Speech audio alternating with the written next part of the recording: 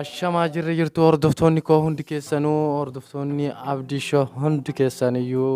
isinirraa badee ture amma kunoo walitti deebinee jirra qophii qabadheetiin dhufee jira ammas gawwalaas qophii walitti qabaatuman jira ture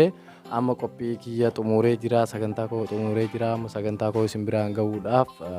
dhufee jira jechaadha awwala haala yeroo wajjin wal qabateetiin isinirraa badee ture amma kunoo walitti deebinee jirra yeroo gabaabaa keessa viidiyoo qaqqabadheetiin dhufaaraa akka nu hordoftan wajiin bashannantan abdii qabaa hanga walitti deebinutti ciao.